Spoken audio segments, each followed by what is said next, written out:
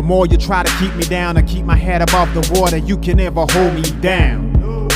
The more you try to block me out, that's where I kick the wall down. You can never hold me back.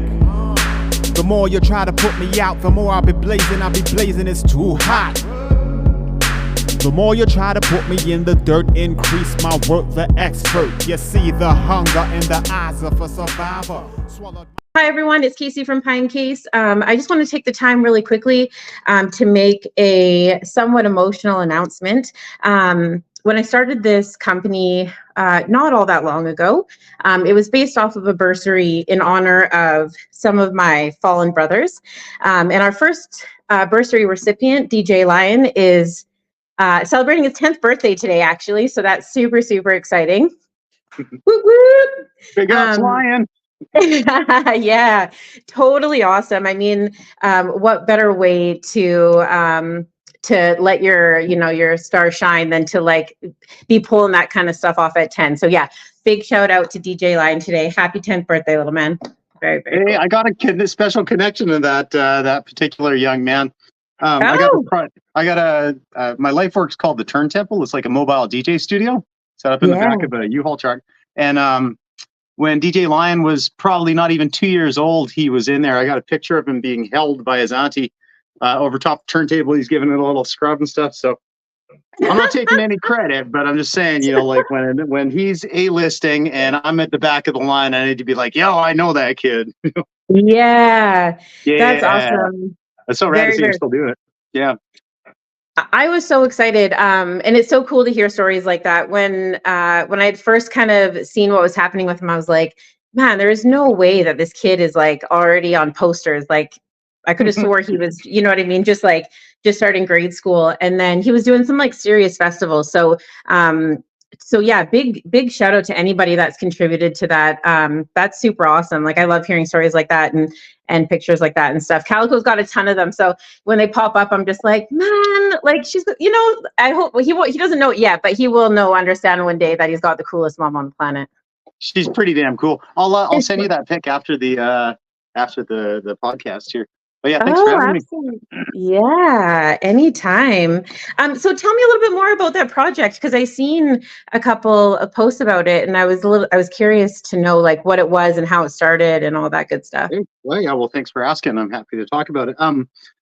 So I've been DJing for more than 20 years, and like gone in and got some results in some DJ battles, and it's the thing that I just like. I love DJing more than anything as like a as a pastime. And so back in 2014, I purchased the biggest U-Haul truck you can get without a special license, that you could drive without a license. And I turned it into a DJ studio in the back. So with 4 sets of turntables around a table, so we could do like scratch ciphers, just like people, MCs might pass the mic around. This was a place for DJs to come together and jam. I do professional development for DJs there too. So maybe if there's DJs that want to step up their scratch game, I'd help with that. Wow. Yeah, do workshops for beginners, and it's so the OG truck. It's also been painted up. They're all covered in beautiful graffiti by Def 3. So we got some portraits of like some of the best, like some of my heroes of DJs. So I got Rock Rated and Jam Master Jay on there, and absolutely DJ Premier, and all these guys that come through for the OG truck is parked in my mom's yard because it's won't pass vehicle inspection right now. And then there's the 2.0. The 2.0 is parked directly behind the OG because it's again mechanical problems. Yeah. And the 3.0 was we converted a trailer into a classroom, but then like a 22-foot trailer. But on the outside of the trailer, we mounted these big screens, and we had it so. That classic video game Pong? Yeah. With the paddles that go up and down. So we had it so like a turntable is hooked up so that you could control the motion of the paddle by using the turntables. What? I know, right? So you can play, it's like a gateway drug for turntablism, we'd call it. So because people come through just to test it out, and there'd be sound synced up. So yeah, it was cool. So people would be having DJ battles, but they'd be having a Pong battle at the same time. So Can we talk about just the ingenuity to that? Like, if there was, like, what a great way to, one, get like the youth involved, but two, just to get like people involved, like, everyone knows, well, not everybody, but like Pong is such a basic thing. It's super, super simple. You got the two lines and the one dot, like visually, it's really simple. So to be able to apply that to something like DJing to get people kind of like excited about it and participating, like what a great idea. Yeah, there'd also be there because there'd be a ton of people that might be too shy to hop up behind, a set of decks and go wicka wicka. If like if people are looking at them stuff, I can understand why somebody might be self-conscious, but yeah, like I say, it's a gateway activity. Very cool. Yeah, I admire people that jump back there so naturally, because just the tables alone, there's so much to look at. Like what a multitasking. Yeah, exactly. Like you know what I mean? It's so incredible to even, just as a visual. So I can appreciate anybody that has the confidence to jump back there. When did you start? Like, how old were you when you kind of thought that this was your thing? Geez, well, so my parents got me a portable turntable when I was very young. I'd say I got that maybe when I was like 3 or 4 years old. And I actually still have the record sitting upstairs. I got my same old record box, like a little one. And my favorite song was Tijuana Taxi by Herb Alpert and the Tijuana Brass. So I have that on a 45. And that would be my first, because this thing also had a cassette deck built in and a radio. So you could like record off the radio. You could record off records. You could like speed things up and slow them down. And then I guess when I was in high school, I started making mixtapes and like hosting parties, things like that. Because I grew up in Nanaimo, and there's, like if you're a teenager, it can be boring, right? So I sort of was creating the kind of world that I wanted to see. So, like hosting, like rent a community hall, make a mixtape, rent some speakers, and press play on a cassette tape so people can dance to funk music. That's kind of, I was doing that. Geez, I don't even want to do the math, but but I've owned turntables, and so like I've gone from dabbling in it to well, it's like my career now, so that's what I do for a living. But I got my first set of decks in 98. 98. We're in the same generation, so the math is mathing for me. I completely understand and can appreciate how a few years dedicated to it. That's a while. And good on your parents for introducing you to that at such a young age. Like, I don't know what they thought they were going to accomplish, but man, did they nail it, right? Like to offer that up and then to have this turn out, like that's pretty cool. My dad was actually working for Radio Fiji. He was a broadcast journalist, and he was working in Fiji when he met my mom. So like right from the start, there's kind of some ties to DJing and to airwaves and to like chance meetings and Oh, very cool. Yeah, my dad came up from, my grandpa was a radio DJ in Toronto after moving his whole family here when my dad was really young, from Jamaica. And so, so I don't know what it is about getting, close to the equator and music, but they seem to go hand in hand, So Jamaica is like this chakra of music on the planet. Nobody knows quite how or why. But like everything that we love about DJ culture today comes from Jamaica. Everything, like the 2 turntable thing, the toasting over top of beat, the huge sound systems, the competitions, the dub thing, the whole thing. Like it all goes back to Jamaica sooner or later, and that's totally crazy to me that this tiny Caribbean nation can have such an impact on the whole planet. Like without Jamaica, there's no hip hop, there's no drum and bass, there's no Shambhala Music Festival. There's no like people getting weird in the woods, I was, Mo Mashiri and I were talking about this a little while ago, and we were talking about like how in Jamaican culture, the way that, music kind of flows is that everyone takes the same beat and then, morphs it into their own. And somehow along the way that we've lost that, like in North America, everyone kind of has a song and then that's their song. And you have to like really want to have a song to either cover it or to sample it. But yeah, Jamaica definitely, I don't know how they became so tapped into like the rhythm and why that was important. But I do know that it speaks a lot for the art of storytelling and how, we kept some of those stories alive. Because when you have a culture that's restricted in certain ways, then you definitely, you find alternative measures to keeping, communication alive. So I would imagine that probably has something to do with it. But yeah, what a mecca! Like for such a small spot, it's an absolute mecca for music for sure. And definitely, no shortage of suffering there, and the blues and like colonialism. So I just tell him when you said Momo Street because I fucking love that guy. He's a homie. We came up with a term together because it's what we are. We Mo and myself are in the community of hip hop elders. That's what we call ourselves. They're, elders, yeah.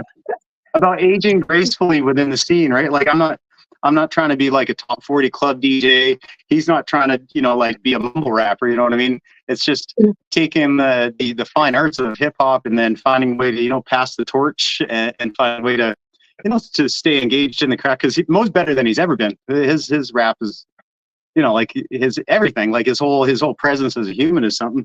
I feel like I'm a better DJ than I've ever been, and I want to, stay on that path, kind of like, like a blues musician would, right? Like. It's not always about paycheck and money. It's like you get paid in respect, stuff like that. You get paid by, people knowing your name and things like that, which is, Yeah, you guys definitely, you have it coming to you for sure. Like the dues have been paid and the art speaks for itself. I mean, at this point, for me, I feel like my only job is to create another delivery system to make sure that the youth know like where it all came from. And you guys are definitely an absolute like standard in that community. So yeah, I agree with you 100%. I had the chance to check out a little bit of what you do, Kaleisha. I got to say, I really respect it. I think it's like we need to find different vehicles to develop resilience with young people. And so one of the things with the Turntemple, like I'll do workshops, and currently I work one day a week at the Learning Alternates program here, School District 68, and we listen to music together. Like I get together with young people and we sit, and we, like no judgment, no nothing. Like the young people pick a song, we put it on, we listen to it, like warts and all, and there's lots of ways to, maybe a young person or a grown up might not feel comfortable, like speaking their feelings, but you can listen to a song and know where they're coming from. Yeah. So yeah, it's I respect that you're giving a voice to some of the things that maybe, like mental health stuff is, we're constantly reducing the stigmas around it and just talking about what is health, right? What is well-being? What is wealth? All these things. Yeah. And what is therapy, right? Like, I mean, even like Matt Surreal. Because we're all kind of from the same area, right? So, yeah. Shout out to Surreal. But he's another one. Like, when you kind of think of it, like none of us came from anything exceptional, and just the opposite. I think some of the stories are fairly tragic. But when you see what you guys have accomplished, I'm not a musician in any sort of manner. So the idea behind Pinecase was really just to find a way to like create just another platform for you guys to show the kids, like, you don't need to be out there doing all this crazy stuff, or, like you're allowed to grieve when you lose your homie to like the epidemic or the pandemic or whatever. But, you can still be doing great things. When you see the stages that you guys have shared, that alone is just is such an inspiration. And then the things that you continue to do, I mean, the festivals coming up, and everything on the docket for the summer, like when you see names and you see those names together and you start linking it together, it's like, yeah, I find it really important that the kids know that they can come from the same, second in Dogwood that I came from and still go out to do like really great things and share the stage with some really great people. So yeah, no, shout out to you guys all day long. Surreal's just such an awesome dude, and yeah, definitely came from an upbringing of adversity. So I'll call him my Los Lobos brother, and here's just like some of the inside joke is like there was this budget ass brand of sneakers that they used to sell at Zellers that looked like Air Force Ones, but they were just not, and they were Lobos. That was the name of the shoe, was Lobos.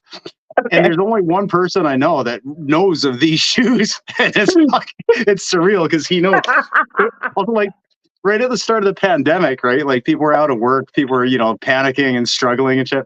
And me and Matt had just a fucking good laugh. He's like, Pete, people freaking out. It's like they'd never been poor before.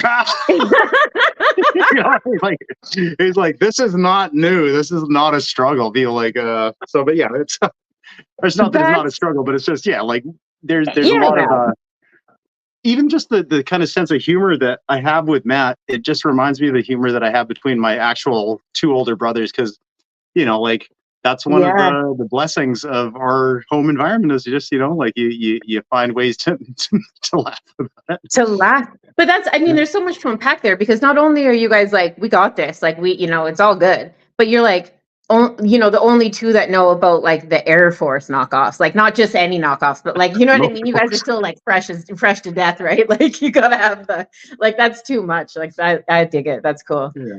That's really cool. Yeah. Well, that's too funny, man. No, it's true though. Like I don't know. I mean, the kids, they're going through it. The adults are going through it too, right? Like no one wants to sit in a AA. And shout out to all of those anonymous groups. I got mad respect for all of them. For me, they were a bit of a trigger. My mom, she had some things. So whenever I heard kind of the verses of that, it would actually probably trigger more than do good. But the idea was to come up with an alternative to that. And it sounds like you guys are kind of doing the same thing. Like the idea of like sitting around and sharing music, like what a great way to tell your story without actually having to tell, your actual story. I mean, how much more anonymous can you get? Like, yeah, there's that. Well, and I mean, actually, somebody told me the expression a while back that community is the medicine, right? It's not even, it's like being alone in your own head is like, can be like it's not always a friendly place. It's not always like a kind place, but for things like AA and NA, like no matter what sort of dogma and this and that, it's like underneath of this, like you get together with some people. Yeah. And that's where the healing is. Yeah, absolutely. And then it's funny, like what I noticed a lot is like the 2 people you would never think would kick it, all of a sudden, like I had a situation where like an elder janitor was just like passing by. He was super religious, almost like to an extreme. And he wasn't into anything I had to say. He thought it was like, just like some typical whatever. I don't know what his opinion was, but it wasn't great. And by the end of it, he was like, "Oh, you listen to Tanya Tucker?" And I was like, "Yeah." Like he was like, "Oh, what?" Like so, like these unlikely connections that happened. And when the youth started seeing that, then they started realizing, like, "Oh, the janitor isn't that bad. Like he's kind of cool, Like, and so, yeah, I like how music brings everybody together in this kind of unusual way. Like, yeah. You know what? I bet the janitor would like to listen to some MOP. He did. Listen, he did. We had everything. So clean, right? Yeah. So it's it's something I'm just seeing scrolling past now. It says music is our DOC, and that's such a beautiful thing. It's worth mentioning that recovery is part of my picture for sure. I went right around right at the time that we got pregnant with my son. I was freaking the fuck out. Yeah. I wasn't handling, and I was in a pretty crazy downward spiral of, like some hard use and some like just being whack, just being a human trying to, trying to not feel things. So yeah, right. Before my son turned 1, I went to rehab, went to treatment for, like eight weeks, and came out. I took a year of, being clean and sober, and I'm not saying that I'm clean and sober now, but I from that experience I've I learned about myself, about the iceberg model, about like what are triggers, what's drug use, what's substance abuse, like what's harm reduction, what maybe total abstinence isn't for me, but harm reduction is.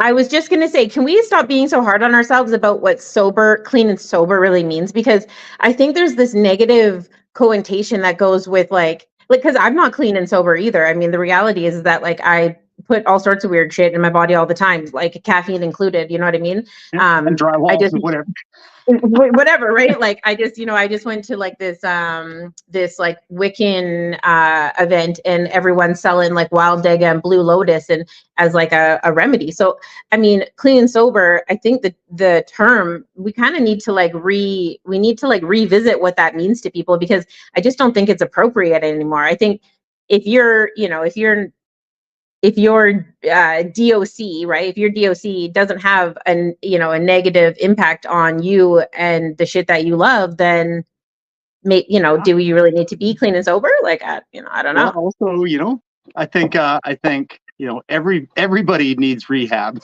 It's not just for drug addicts. Everybody needs to take some time out of their life to really like assess what's going on and what am I doing with my life and what is life and how could I be, how am I not showing love for myself? How am I showing love for myself? Who are my most important people? Who do I choose to surround myself with? All these things. It's like, yeah, it's necessary. Like lots of times we'll talk about the doors of perception being changed by psychedelic drugs, things like that. But then I think there's also something very profound about, whether it's, smoking rocks, whether it's, if I can stick a needle in your veins, whatever, something about hitting rock bottom that gives you a different level of perspective and kindness and compassion for self and for others and levels of understanding. It's for me, I was really living like a teenager up until, my son came along. I had a very selfish existence and obviously had dad issues like every other human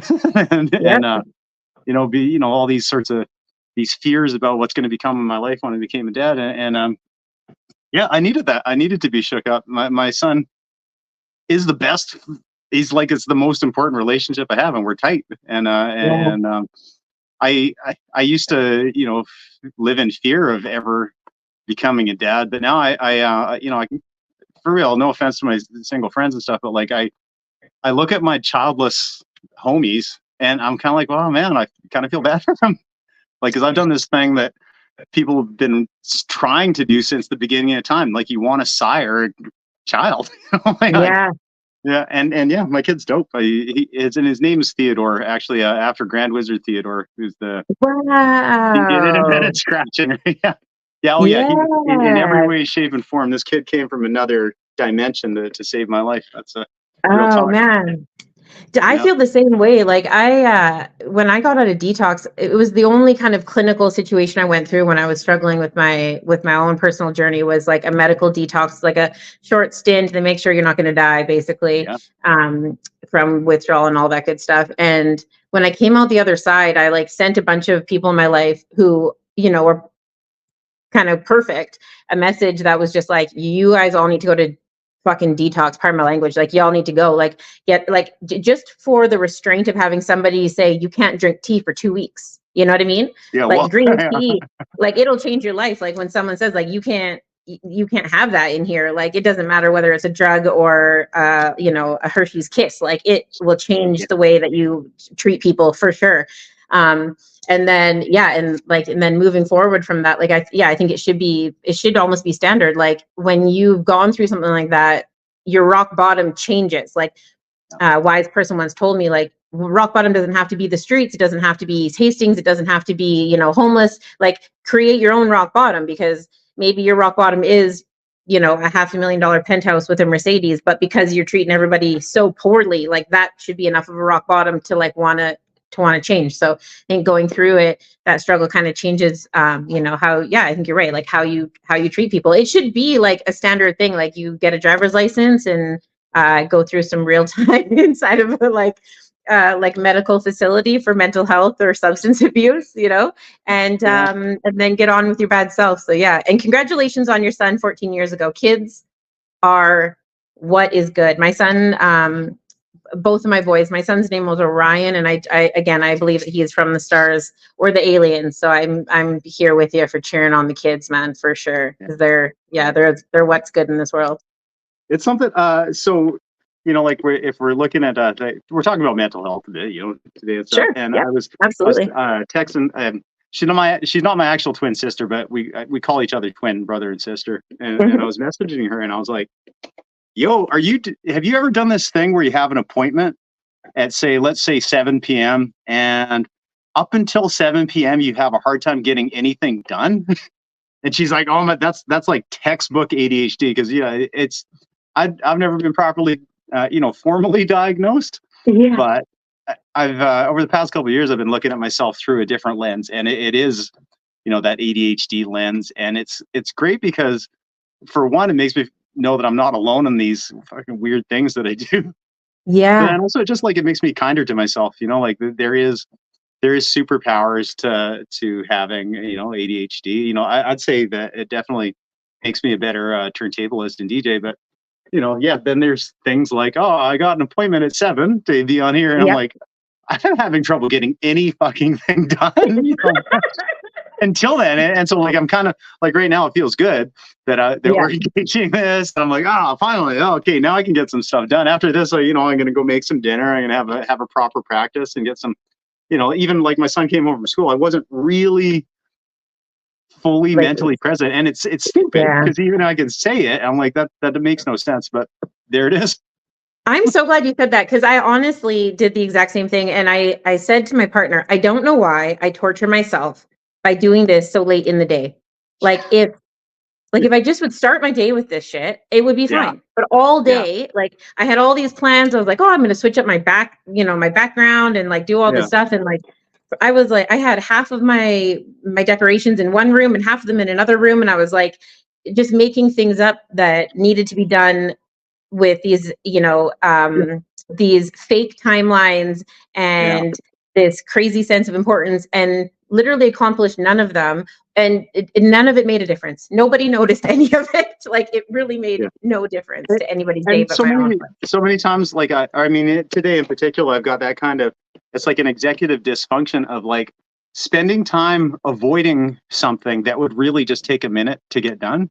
And so right now, one aspect of my income is I got a couple sponsorships from different, you know, and one of the sponsors is Mood Cannabis. Their banner in the back there.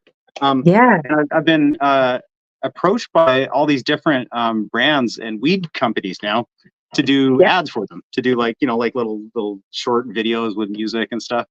And so right now I've got like, I need to finish a half-hour mix by the end of the week, by Friday. Yeah.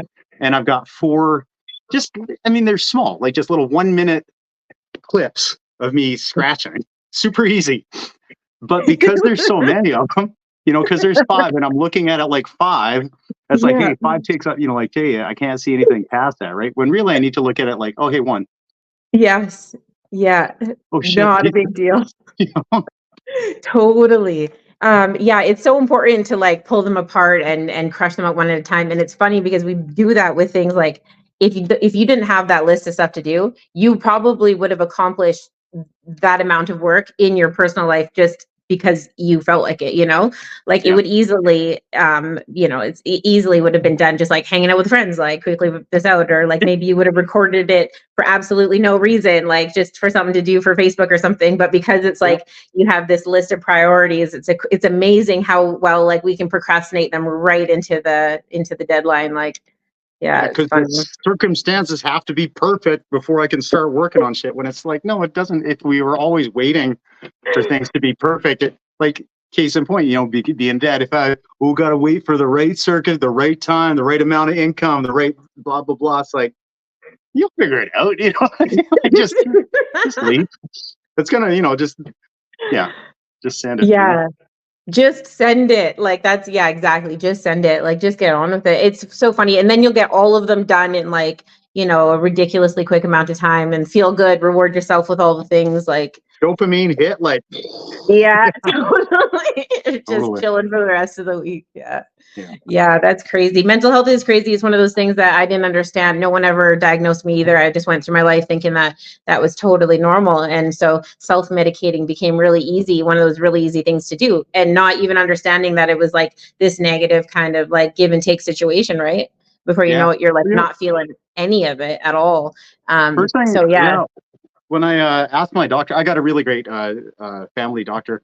When I asked him about ADHD meds and the whole thing, and, you know, like we had good open conversation about this and that, like one of the first questions he asked me is like, hey, how's your cocaine use right now? I was like, oh, And he's like, well, because, you know, like it's pretty common for people with ADHD to self-medicate. I was like, oh, snap. I've been 100%. really lucky that, so Theo's mom, we're still really tight. Like we're not as a couple, but like for the entire time that we were together, she worked as a psychiatric nurse. So I've got like 12 plus years of her coming home after work and, you know, like decompressing and talking about mental health issues. And Very cool. And I think, that gave me a lot of compassion for the subject in general, just looking at it as just another form of health, but even that being said, as much as I've heard about it, as much as it, like got some perspective on it, something like depression, I didn't really understand depression until I got depressed.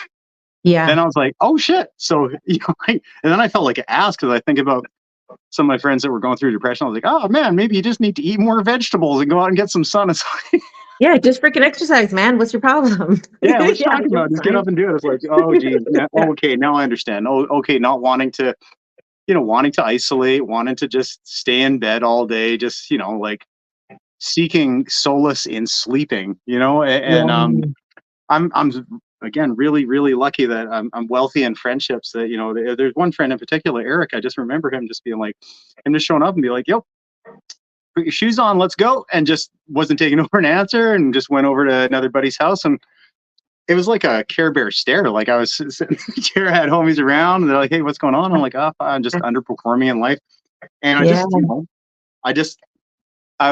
was in a place that I could accept their love, and like it was really like on the Care Bears, like I could feel the beams of just lifting me up and putting me in just getting me back where I need to be.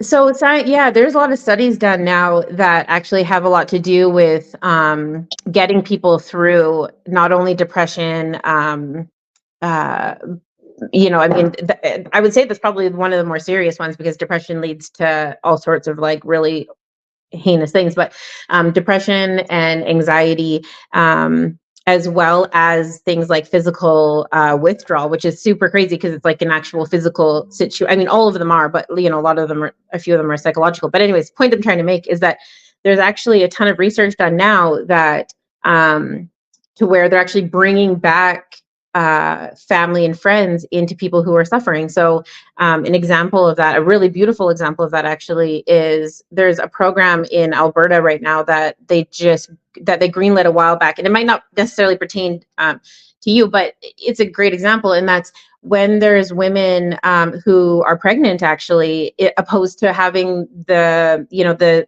ministry come in and take the child and all this negative stuff, they're actually facilitating healthy connections, to the point where they're not even calling it like visitation anymore. They've changed the terminology to parenting time, and like little like nuances like that to really give people the respect that the situation deserves.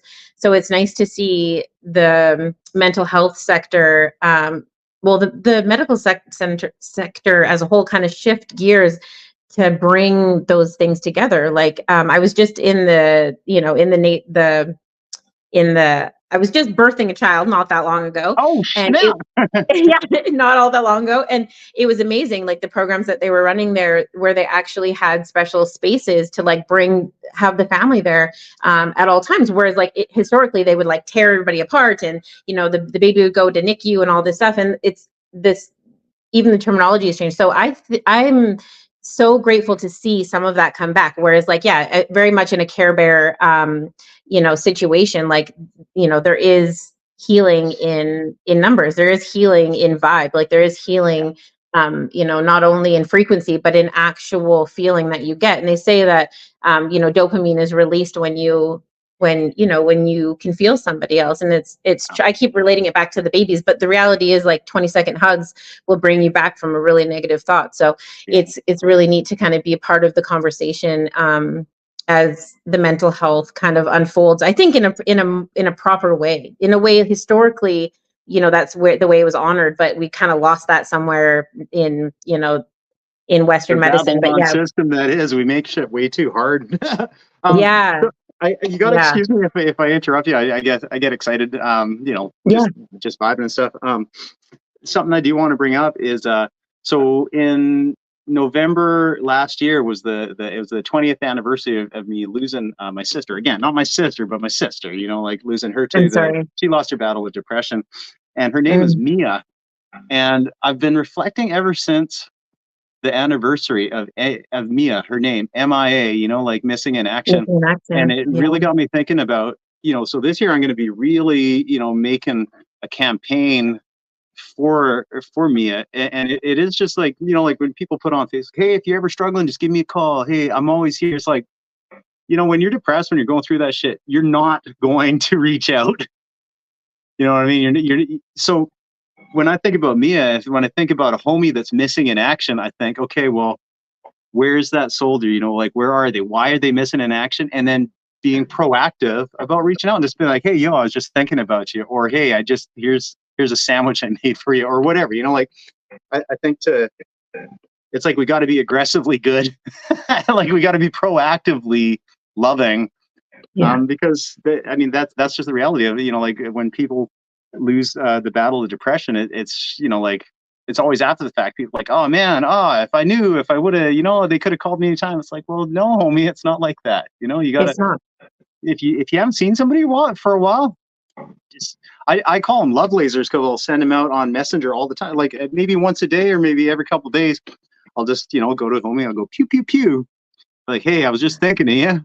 Pew pew pew. That's a little love lightsaber, right? Or, you know, like love laser or whatever. I'm just, you know, and then I might just say something nice, you know, hey, I'm thinking about, you know, how dope it is when you're mixing and you make that face that's goofy or whatever. Hey, oh, do you remember that time that we did that thing or whatever? And yeah, I'm doing that in my sister's honor, you know? I think everyone should join that campaign. What a beautiful thing. Like, you know, there's so many times where you think about it and then it, you know, you lose that thought, and then, you know, it would be interesting to know like how many times you do that and people are actually like, oh shit, I was just thinking of that person, or like, it happened just the other day, or maybe a few weeks back. My homie, I could just say his name. Elliot. He was a booking agent and promoter for a local club here, and he's done just like he made a club really good, really busy, lineups out the door, looks, you know, happening, and he's been bringing these good big name DJs into town and stuff. And I just sent him a message just like, hey man, just wanted to say, like, whatever you're doing, it's freaking awesome. I respect you and thank you for making my city a better place to be with your efforts. And he's like, oh man, you don't know how much I needed to hear that right now. Yeah. Because he was just like, he was out of touch with that feeling of like, you know, sometimes that is it. Like you're in the mire, you're in the struggle, you're not actually seeing like, hey, there's a bunch of, you know, beautiful things happening from your effort. And yeah, like it was timely. It was timely. That's all. Yeah, that's so cool. I love to hear stories like that. And it's so important. I stopped Googling things a while ago and started asking for, you know, recipes or someone's opinion, or, you know, like, cause I was like, I got to take this whole piece out of my life. Like if I want to know something, I'm just gonna start asking. And that was my way to rebuild all my relationships back after just tearing through all of them in like the most horrendous kind of like, you know, addiction. I just plowed through everybody, right? And I was like, and I was like, how am I going to do this? How am I going to build back these, you know, these bridges, or do I just leave them and start new ones or whatever? And yeah, I just took Google out of the equation and just started calling everybody. Like, hey, I know I haven't talked to you for a while, but can you throw me that like bread recipe? Right? People were just like, what? Like that's what that's what you're coming with me with, and it was like amazing how quickly like some of those relationships were built back by just doing that like exact thing, just putting it out there when you're thinking about it. More people need to just grab my clipboard so I can write a sign that said, hi Calico, hey Calico. But I started writing, I was like, hey, if I show this, it's going to be shown in reverse. So instead I'm just going to say, hey Calico. Yeah, can we not? I was wondering, I actually have never commented from here. You can, if you go on the Facebook I guess so. Yeah, maybe I can go in the chat here and I can chat with everyone in the studio. I can be like, I can put yo. There we go. How's that? Does that do anything? Come on, motherfucker. Okay, well, I thought I was doing something. Oh yeah. Oh. Yo.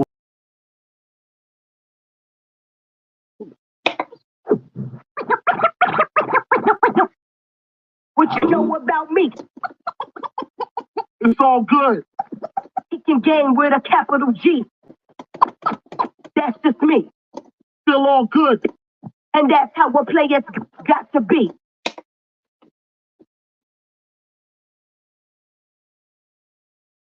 Oh, I just realized you probably popped over to Facebook. Well, I'm just going to take this opportunity to say thank you, everybody, for kick in with us tonight. I know my new friend DJ Olga is gonna have to cut this one loose because he's got a day job and he's doing all the good things for everybody. But it was, yeah, thank you so much. Tonight was, I love Tuesdays. They're starting to become like just a wicked part of my week. I just hesitate to say some stuff. DJ Lion, kid, I'm so proud of you. Happy 10th birthday, sweetheart, honestly. I'm so excited to see all the things that you're going to be doing this summer, and I'm so proud to be a part of it. Yeah, one down for the books. Next year, it'll be something to look forward to, and the years and the years and the years after that. So happy birthday. Happy birthday. Yeah, thanks for joining us. All right, you guys, I'm gonna wrap that up. Thank you so much. So we got what do we got on the books? If you haven't already, go check DJ All Good out. His socials are pretty awesome. He's got lots of cool stuff coming up this spring and summer. I'm gonna throw his link up in the description so you guys can go and check it out, see what's happening. You can support him that way, and follow along to see what's happening with us over the summer. Oh yeah, and not to drag this on forever and always, you guys, but thank you to everybody who donated for the Pinecase fundraiser. We were able to raise a couple of bucks for that. That was super awesome. We did get a winner, so we're super excited to see what the jacket looks like. I know I'm super excited to see what the jacket looks like. So stay tuned for that. Yeah, thank you, Calico. The Blackberry Jam. I believe it's in August, the first week of August. So if you guys haven't gotten anything planned for that week, please go check out the poster, see what's going on, you know, respect and support all of the freaking wicked DJing that's happening this summer. You guys, I don't know what it is, if we're finally breaking out after the epidemics and the pandemics and all that good stuff, but the music scene is completely happening this year. I'm so excited to see the underground kind of break through and come back to the surface. You know, peak its glorious head up and show out for everybody. It's super awesome. Yeah, DJ Lion is going to be at Blackberry Jam, so you can go and get an autograph from him then. And I believe that's all that we had for this evening. We'll see you next Tuesday, you guys. In the near future, we are going to be highlighting some of the artists that are playing for Decimate Metal Fest in Millet. So stay tuned for that. I'm really excited. It'll be super cool. So you might see a couple extra added dates, not just Tuesday night, maybe a Thursday here or there. So we'll see what happens. So again, thank you everyone for tuning in, and see you next Tuesday. Bye for now. Back. The more you try to put me out, the more I'll be blazing, it's too hot. The more you try to put me in the dirt, increase my work, the expert. You see the hunger in the eyes of a survivor. Swallowed my pride, washed down with some saliva. Reinvented my whole life, mental MacGyver. One door shut, another open up, wider. Listen, battle drums in the distance, moving with enough force like army tank pistons. Pray for the strength of Jah to fight resistance. Fight mode, shields up, moving with resilience. With the strength of 1,000 lion and the strength of 1,000 giant, please stay strong. Please stay strong. With the strength of 1,000 elephant and the strength of 1,000 tiger, we stay strong. We stay strong.